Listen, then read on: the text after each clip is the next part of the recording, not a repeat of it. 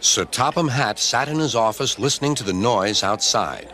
The passengers were angry. The station master came in.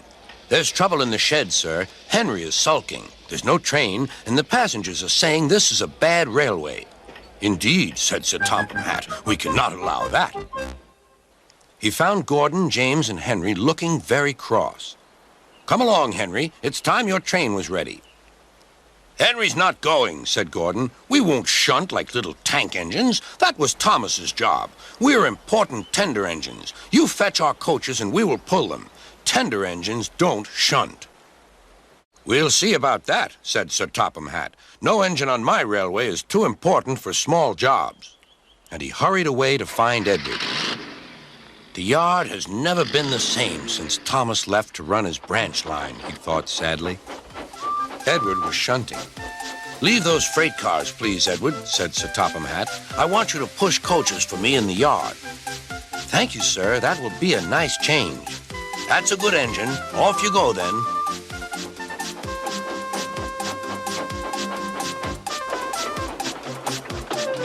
So Edward found coaches for the 3 engines, and that day the trains ran as usual.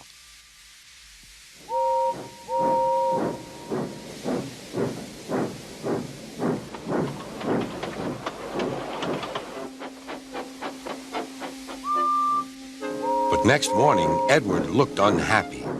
Gordon came clanking past, hissing rudely. "Bless me," said Sir Topham Hatt. "What a noise!" "They all hiss me, sir," answered Edward. "They say tender engines don't shunt, and last night they said I have gray wheels. I haven't, have I, sir?" "No, Edward, you have nice blue ones, and I'm proud of you. Tender engines do shunt, but all the same, we do need another tank engine here." He went to a workshop and they showed him all sorts of engines.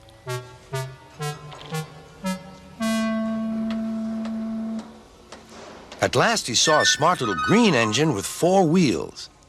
"That's the one," he thought. "If I choose you, will you work hard?" "Oh, sir, yes, sir." "That's a good engine. I'll call you Percy." "Yes, sir. Thank you, sir." And Sir Topham Hatt brought Percy back to the yard. "Edward," he called, "here's Percy. Will you show him everything?" Percy soon learned what he had to do, and they had a happy afternoon.